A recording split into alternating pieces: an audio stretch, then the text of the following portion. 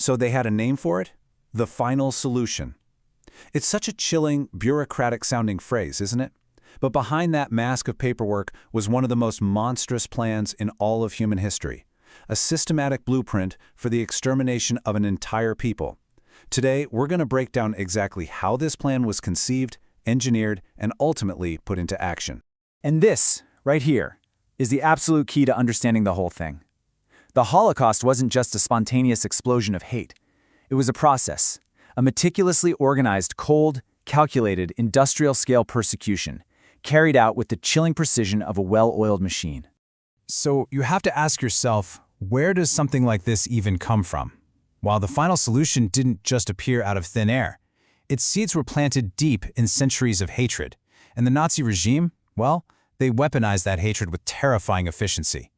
Okay, so what you're seeing here is how this prejudice evolved. For centuries, anti-Semitism in Europe was mostly about religion. It led to scapegoating and, violent expulsions from entire countries. But then, in the 19th century, things took a really dangerous turn. This new idea of pseudoscientific racial theory came along, and it basically reframed Jews not as people with a different faith, but as a completely separate and inferior race, a biological threat. This all came to a head after World War I, when Germany was humiliated. The Nazis jumped on that feeling, pushing this toxic, stab-in-the-back myth that blamed Jewish people for the country's defeat. So once they had this hateful ideology all locked in, the next step was to turn that hatred into actual law. The Nazis started a systematic campaign to legally and socially cut Jewish people off from the rest of society, stripping them of their rights and, in the end, their very humanity.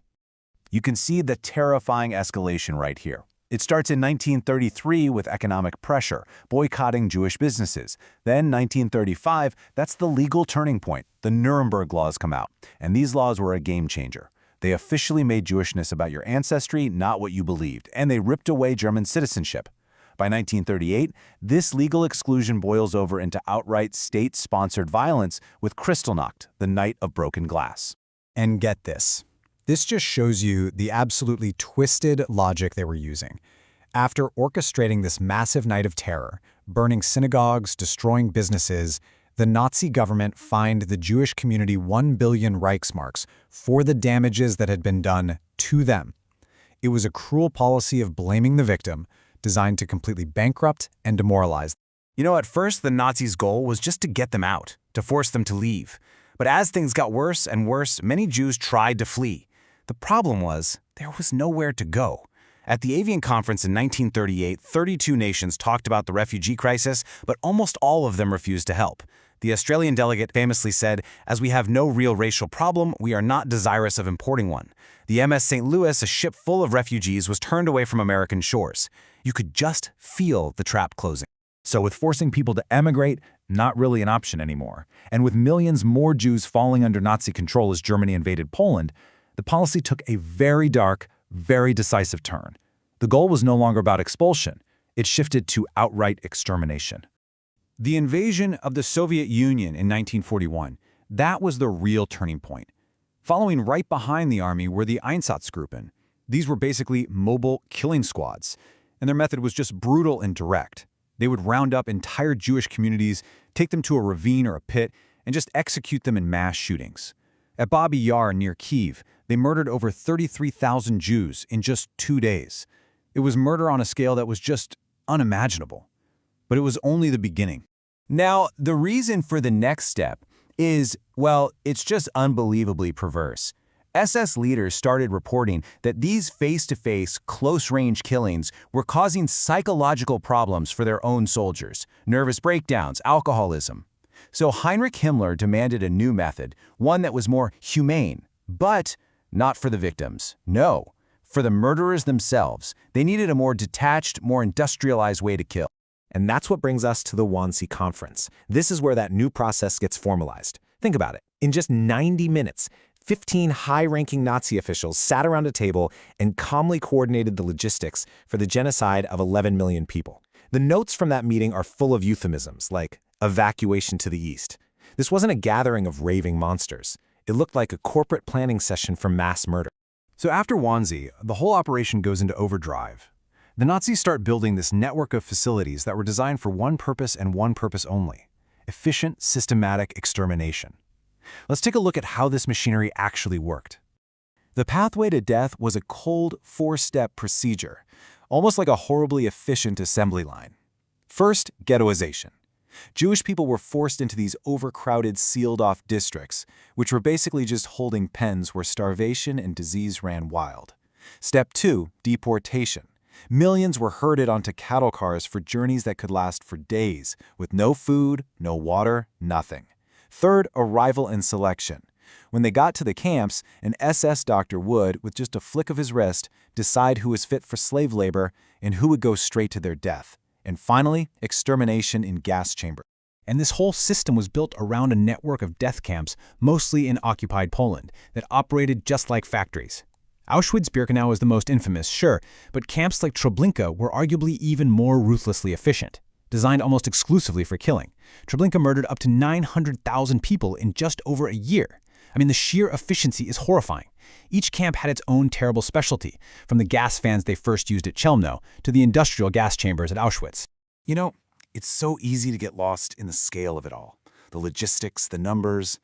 But it's quotes like this from survivor Elie Wiesel that really grounds you in the human reality. This wasn't just about train schedules and camp layouts. It was about unimaginable suffering. People literally dying on their feet, crammed so tight in a train car. Now, to make all this happen, to get people to go along with it, the Nazis had to create a whole new vocabulary, a language of lies, a set of euphemisms to mask their crimes, maybe even from themselves. Resettlement to the east didn't mean moving to a new home. It meant deportation to a death camp. Special treatment meant mass murder. And the gas chambers themselves were disguised as showers with signs for disinfection, all to prevent panic. It was a language designed to make the unthinkable seem normal. So, when you see a machine this monstrous and dehumanizing, you might think all hope was just gone. But that would be wrong. Because amid all that horror, there were these extraordinary acts of defiance, of courage, and of resistance that we have to remember. And this is so important to remember. They fought back. Resistance took so many different forms. You had armed uprisings, like the famous Warsaw Ghetto Uprising, where a small band of fighters held off the entire German army for nearly a month. You had revolts inside the death camps themselves at Treblinka, Sobibor, even Auschwitz. And then there was spiritual resistance, secret schools, hidden archives documenting the crimes, and partisan groups fighting back from the forests. They fought to die on their own terms and to make sure the truth would survive. But even with all that courage, the number, it's just staggering. 6 million people. It's a number so huge, it's almost impossible to really wrap your head around it. 6 million individual people, each with a family, a life, a story, a whole world just erased. When camps like Auschwitz were finally liberated, the world finally saw the full, horrifying truth. And maybe the most disturbing realization was what the philosopher Hannah Arendt later called the banality of evil. The people who did this weren't just a handful of fanatics. They were bureaucrats like Adolf Eichmann, just organizing train schedules. They were ordinary people who became cogs in this extraordinary machine of death. And that really brings us to the most important takeaway from a man who lived through it all, Auschwitz survivor Primo Levi. His warning is so powerful. It's not that it might happen again, it's that it can happen again. The Holocaust wasn't some historical freak accident. It was a terrifying demonstration of what humans are capable of, and that potential exists everywhere. And that leaves us with this one vital question. It's a question not just about history, but about today. When you look at our world now, at the hatred and the propaganda and the indifference that still exists, what have we truly learned? And maybe more importantly, what are we going to do to make sure that never again isn't just a slogan, but a reality?